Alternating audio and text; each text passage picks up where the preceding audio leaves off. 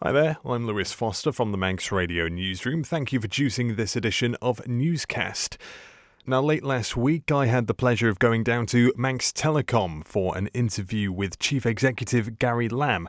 We were talking about the recent Jersey Telecom / CVC DIF takeover, the acquisition that was given the go-ahead by the UK government last month. You may have heard about it. Well, we sat down to go over what it means for the future of Manx Telecom, whether the Isle of Man could see 5G anytime soon, what it would take to install 5G here. We also discussed branding, whether Manx Telecom would lose its Manx identity. Something new from them as well, plans for a Wi-Fi team to be rolled out across the island, and whether this takeover would ultimately lead to redundancies. We'll see. This is Gary Lamb, CEO of Manx Telecom. So actually completion of the transaction was about between 4 and 6 weeks ago after we got clearance from the UK government. So now we have CVC, who are the biggest private equity fund in Europe and fifth biggest in the world actually. They own 55% of Manx Telecom, and Jersey Telecom own the other 45%. And the idea here is that one of the challenges we have on the island is scale, like many businesses here, where there's only 85,000 people here. So trying to grow the business and try to invest the money and get as much value out of that investment as we can, it's quite challenging. So bringing a couple of telcos together should give us more scale. It'll give us more purchasing power, so we're able to buy things cheaper through procurement. And all of that backed by CVC, who have capital and they want to put it to work. So with their support, we're hoping that we can actually over time bring the companies closer together. We can grow the companies. So it should be a really, really good marriage, if you like, having CVC, JT, and MT work together. The important question: what does it mean for Manx Telecom customers on the Isle of Man? What will they see? Yeah, I mean, immediately, there won't be a huge difference, but what we want to do is bring the best parts of the two businesses together, and I hope over time that brings some new things to the island. But these things, they take a while, trying to work out how to work together.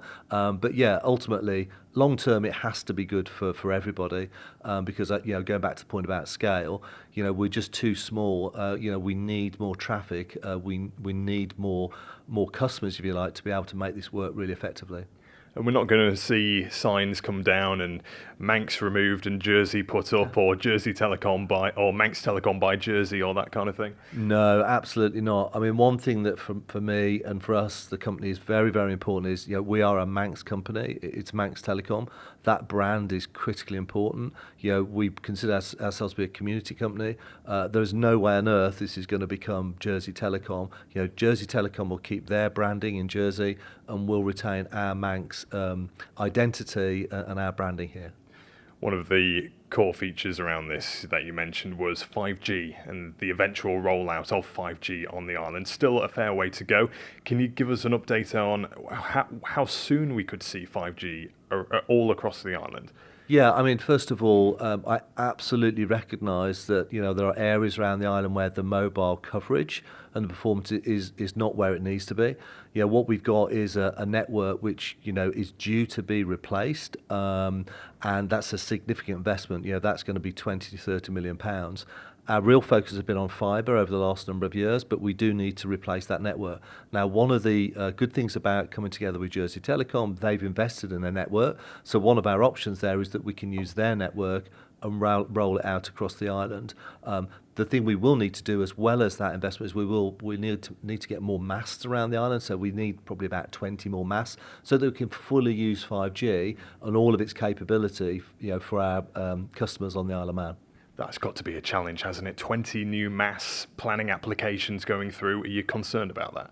Yeah, look, there have been some challenges with planning. I think we all know that, but I'd hope that we can work with government and work with the island, excuse me, to be able to roll that out. The benefits of having a good working 5G network across the whole of the island are huge. So I'm sure we'll find a way through it over time.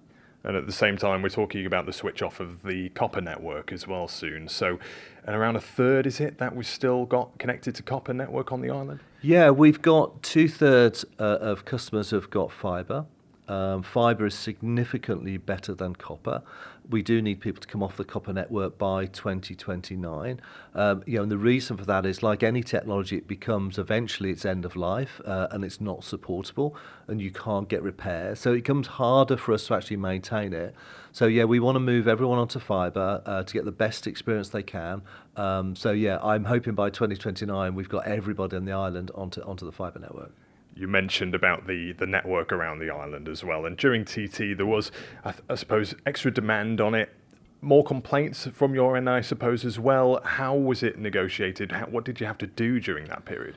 Yeah, so TT is always challenging for any mobile network operator, because you're talking about 40,000 people coming onto the island. The network is actually, we buy a network and we spec it to be able to look after our people most of the year. We do put some temporary sites in and additional capacity, but trying to accommodate the sheer volume of people. I mean, the thing I liken it to is, if you go to a football match in the UK, it's actually very difficult to get any kind of data download and upload, and unfortunately we're in that situation. I do hope when we get 5G, we get some more mass and more capacity, that actually we see that improve significantly. So, during TT, additional mass, our guys are doing adjustments all the time. There's some stat like 2,500 adjustments to the network during the 2 weeks, just to get the best performance we can. But absolutely recognise in places, it's not as good as it needs to be. We need to make that investment. And you were explaining how the Jersey Telecom acquisition would help with the 5G. In terms of the network, you can use their network, is that right? Or is that the hope? Yeah, so they've invested in a new network, a good network, and actually elements of that we can use here, and we can put infrastructure here. So that's something we're talking to them about now, and that's absolutely is a possibility, so that we can roll it out in the next, in up to 2 years' time. We'll be able to get that capability on the island. Looking at TTs coming ahead, are we going to see any improvements before next year, do you think?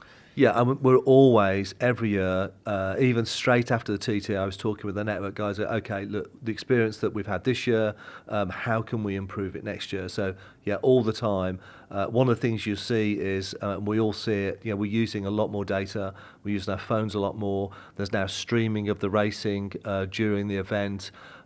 People are on video calls, etc. So actually the usage goes up significantly every year. So we're constantly trying to keep up and do what we can with the technology so that users can get the best experience they can.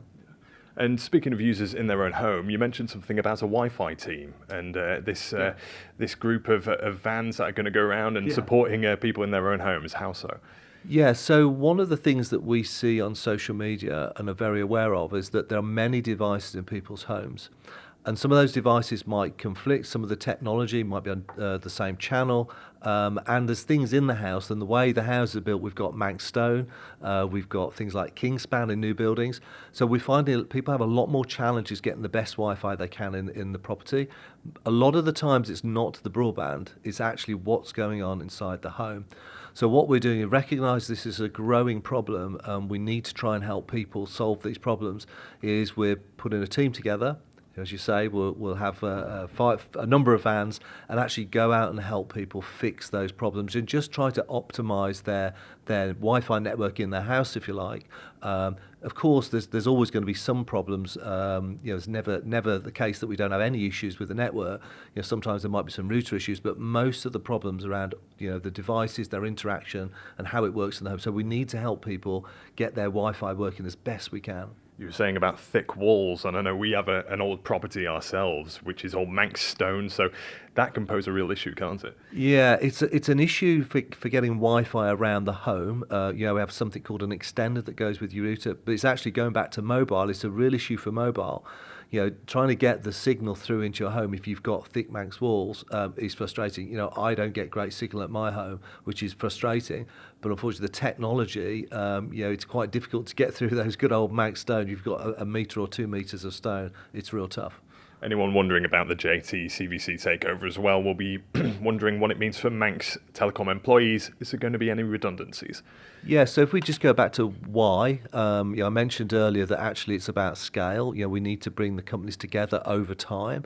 The good thing about CVC is it's about investing, it's about growth, And already we've seen lots of things where, they've put their money where their mouths are and said, look, we want to do this, we want to back you on this.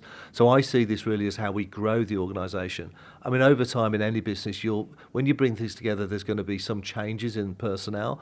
But when you're growing, you can actually redeploy those personnel. Is there a redundancy scheme now? No, there isn't. Will be there something later on? Well, there could be.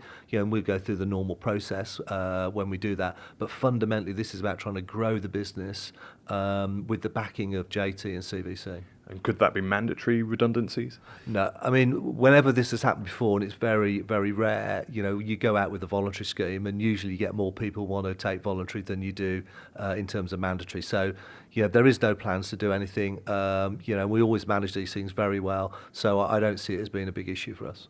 And Gary, I'm conscious I'm taking your time, but just one final question. We saw this week on Facebook the announcement about groundworks that Manx Telecom is going to be funding. So can you just tell us a bit about that and what circumstances that will come into force? Yeah. So if we look at the fibre programme, what we've noticed, and maybe we didn't, we underestimated this. There's a number of premises on the island that have got buried cables, and so actually getting the fibre to their premises is challenging, and there's a cost associated with that.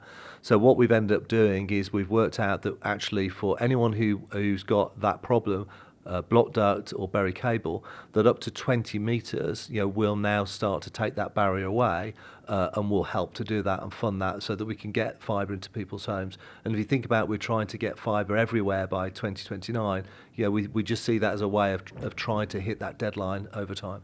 There must be a lot of properties. Do you know how many, and have you set a certain fund aside for that? Yeah, there's a few thousand, and it will cost us money over time. I don't know the complete cost, and there are differences, block duct versus buried cable, but it's something we're going to have to work through over the next couple of years. Gary, thank you very much. Is there anything else you'd like to mention at all? No, I think we covered most things. Thank you. Thank you. Very good. Thank you for making it to the end of the Manx Radio Newscast. You are obviously someone with exquisite taste. May I politely suggest you might want to subscribe to this and a wide range of Manx Radio podcasts at your favourite podcast provider, so our best bits will magically appear on your smartphone. Thank you.